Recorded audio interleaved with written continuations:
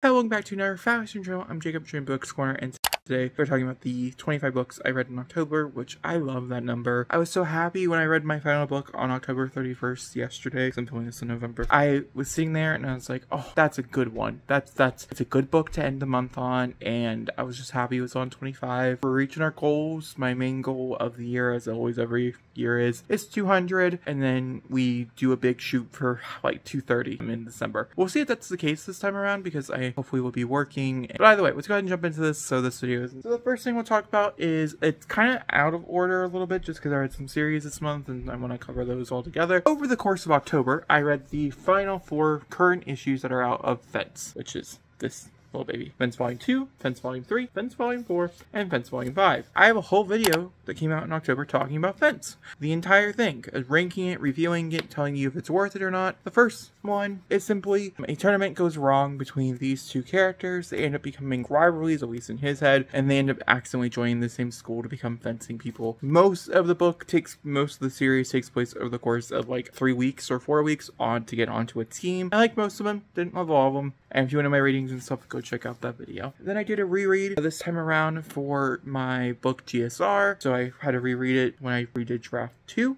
Or when I did Draft 2, which is now currently out with betas. So that's scary. It's a placeholder book, but I want to mention it. Then we'll talk about the Magic Stream series by Cassandra Clare and Holly Black. The first one being the Iron Trials. The second one being the Copper Gauntlet. Out of these two, I did prefer the first one over the second one. I'm not going to give my ratings away, just because I want it to be somewhat of a surprise when this video does come out, because it will be coming towards the end of this month. I read all 5 for you. I'm reading all 5 for you. I will say this much. This one didn't end in a way that I felt necessary to pick up a third, and so I went over and jumped into other books this month outside of these. My original plan was to read all 5 back to back. The first book is about Cal as he ends up going to a school for wizards and magic people, and he ends up learning a bunch of different magics, and that's all I'll tell you about it. It's super fun. It gets you some of those good vibes that other series that might be more problematic give you, just not as problematic. I mean, that's all I'll say. Then I swiftly DNF'd the book. So I have this series on my channel where we try to solve a murder together. Don't look at me like it's weird, okay? It's not weird. We're just casual readers trying to solve a simple murder. Normally a single person's murder. Sometimes there's 2 or 3, but ultimately. And so this month I was like, oh, we'll pick up A Face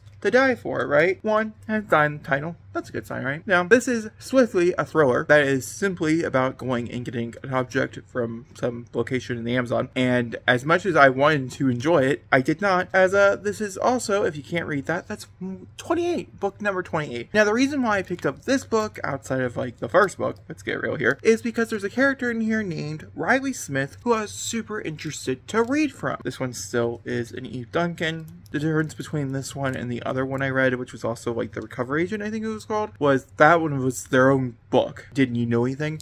I was so confused. I DNF'd this one at 30% because I was like, I got no fucking clue what's going on. I can't even enjoy the mystery at hold. It was a swift DNF, and then we jumped into You're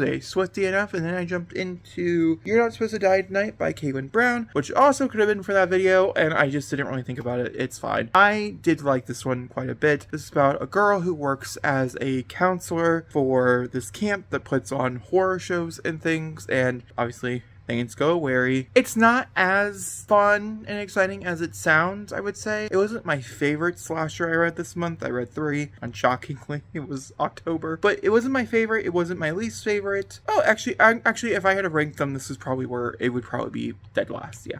Fun though. I very much enjoyed the main character. I very much enjoyed parts of the concept. I just didn't love the whole concept. And I didn't love the ending as much either. I did give it it's like a 3.25, 3.5. Would recommend it if you're looking for a good like YA slasher, just not super gory. It goes there, but it doesn't go like so much there like some of the other ones did. Speaking of gory books, let's jump into the 5 horror books I read this past month, starting with The Book Is Full of Bodies by Rick Wood. So The Book Full of Bodies is a serial killer's memoir, and I really didn't like it. I rated it like a 2.25 stars. I was really bored by it by the end. I felt like the first third was pretty good, and then it just like really lost me. How much can I say pretty good here? Like, it was okay, and then it lost lost me. Then I picked up Womb by Duncan Ritzstein. Is what I think the person who wrote this one was. This one was super interesting. All I'll tell you about this one is about a guy who gets a hotel room and weird things start to go awry, is how I'm gonna say it. Oh, it's a lot more complicated than that, but it's super fun, super weird, very graphic, very graphic, very disturbing. These are all extreme horror novels, so it comes with the territory. I did listen to your guys' comments. Your guys' comments say, please go deeper, go tell us what disturbed you, and when we do another one of these, I will surely do that. Then I read It's Me, Charlie. This one was by C.M. Gazoro, I think. It's about a guy who ends up stalking a woman and kidnapping her, and then this one was really interesting to me because I would say out of all the books I read for that video, this is the most disturbing, just because it felt the most realistic, and also it like developed a whole new fear inside my brain, which I didn't even know was a concept, and now it's here, so that's fun. Then I read Dead Inside by Chandler Morrison. This one got a simple 3 out of 5 stars. I didn't really like the concept. Like, I liked the idea of the concept, and I just felt like maybe it should have been shorter because I didn't love the whole length of it, I should say. This is about 2 people who love doing things with corpses, is all I will say. It goes there. It's very weird, but I felt like the writing was just so beautiful that I got a 3. Then I read my favorite one, which was Mayfly by C.J. Lilodi, I think is how you pronounce it. This follows Maeve, or Mayfly, as she works at a place like Disney, and it's going through her everyday life. I will mention this is the only book on the list that I had cautioned with extreme horror, just because the actual horror elements of it, and letting you know in case you're not looking for a slow burn, you want more of like a stronger female blah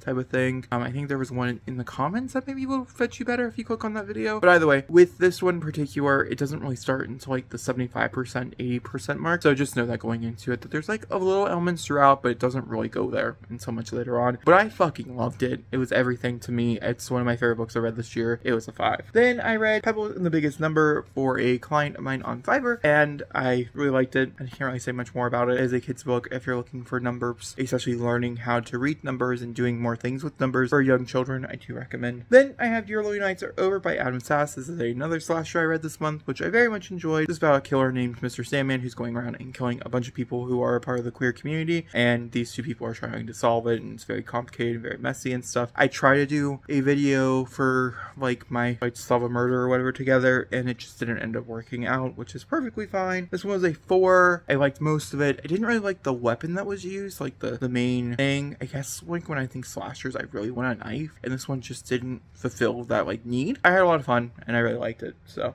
I would recommend. Then I read Audition by Ryu Mikaki. I'm so sorry, I butchered that name. This is about a man who ends up hiring a girl for supposedly a movie part, but in reality it's to be his wife. Bad things go amok. This is based, this book ended up being turned into a movie, which I was a big fan of. I thought it hit the perfect level of like romance with extreme, like, oh my god, what am I watching, in the best way possible. So I very much recommend the movie. I didn't care for the book. I feel like the characters were extremely well underwritten, and I felt like the main protagonist, the girl who ends up coming into this audition, that the whole book really relies on, and also it's super important to get this character right for the big reveals towards the end. I feel like was extremely underwritten, and also written in a way just did not sit well with me, so I can't rate it high. I think I landed on like a 2, and part of me feels that's generous. I don't know. Once again, I read the translated version, so maybe it's better in its original print, which I have found to be the case multiple times. You read it in the original print. I would love to know your guys' thoughts and opinions on Audition. Alright, moving on to Your Mind is a Terrible Thing by Haley Piper. I had to read a Haley Piper this month, and this is the one I ended up choosing. I kind of wish I would have chose a different one. I wanted to read another sci-fi horror, and this one just did not do anything with me. It ended up going in like one ear out the other. I couldn't really tell you what it was about, which is a bit disappointing because I feel like her other books were so distinct in my mind. I mean, I would really recommend one to read on Halloween. That's how distinct it was in my mind this year. So like this one was an extreme disappointment is all I'm gonna say. This is about brains taking over, which sounds like a perfect concept for me. I'm gonna be honest with you, and it just wasn't, which is fine. There's nothing wrong with it. I landed on a 3. I always recommend Haley Piper though, and she's a great writer. They're a great writer. I don't know their pronouns. Then I read Planetfall. This is the first book in Dying Sidewalk by Emily McCosh. I read this because I started watching her on YouTube, and she's super duper inspired me, and I was like, okay, let's give her work a try, and I wanted to get more into sci-fi. I figured like a good sci-fi novella like would be the way to go, and I was right. alright. This was everything. The characters are so cute. It's very niche, which I love. It's about a bounty hunter named Aaron and his little bat thing, and they go on a quest. It's just a fucking fun time. I loved it. It was got a 4. There's parts of it that I just wish would have been further, and some of the, I guess, editing portions and stuff, I just wish it would have been, like, tweaked a little bit more. But I know she's gonna go back through and do like a whole new round of things for it, so I'm really excited to, once I finish the 12-book series, to read it again with the newer stuff. So very, very exciting. Would recommend 110% though. Then I read The Woman in Me by Britney Spears. This is her memoir. It came out at the end of October. I did a whole video on it. You can watch it, which I did a tell-all, so if you want to know everything that happens in this book, all the juicy details, it's all in that video. For the book itself, I ended up giving it a 5. It was everything that you would want from a Britney Spears book, in my opinion. Very concise, very well written, which was something that kind of did shock me, I'm not gonna lie. And I just had a great time, and I loved hearing about her life, how sad it was. It was super duper sad to read from. I felt like it was extremely worth it, and I had so many thoughts and opinions to talk about it. The video ended up being like 40 minutes long, so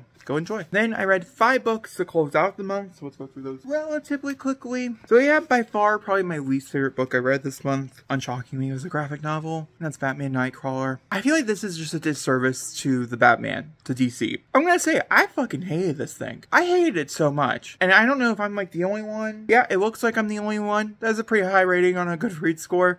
Let me know if the book is better. Like, I didn't read the actual novel. I chose to read the graphic novel one. It just was a bit shorter amount of time. And I was going to do a whole video on this series, and I just decided, no, it's just not worth it. And so I'm kind of just dropping it. I don't even know if I'll pick up the other ones. It doesn't look like they're set in the same universe, though, because there is a character named Diane in here. There she is right there. This is the color palette, and I think the color palette is one of the worst I've ever read from in my life. Atrocious. The artwork is fine. The color palette is atrocious. This follows Bruce Wayne as he is investigating Nightcrawlers. And when I say Bruce Wayne, I mean, who's Batman? Not me. Should not have been on the title. Just my opinion. You put Batman on the title, I'm going to expect a Batman story. There's Bruce Wayne titles out there. Just do those. Then I read Wonder Woman Warbringer by Lee Bardugo. This was a little bit more of a hit, but it seems so like I was having a deja vu moment, and that's because I was. I'd already read this. It was a 4, or a 3.5, sorry. A 4 is too high. This does follow Wonder Woman as she's helping out a friend, or Diana, I should say. The artwork is still extremely blue, but somehow I liked it better here. Not much better. I don't know why DC chooses blue for their books. It's annoying as shit. Then I read Biomegas 1 and 2. This is an adult graphic manga series about characters who are going through like a sci-fi world. There's zombies and other things, like a bear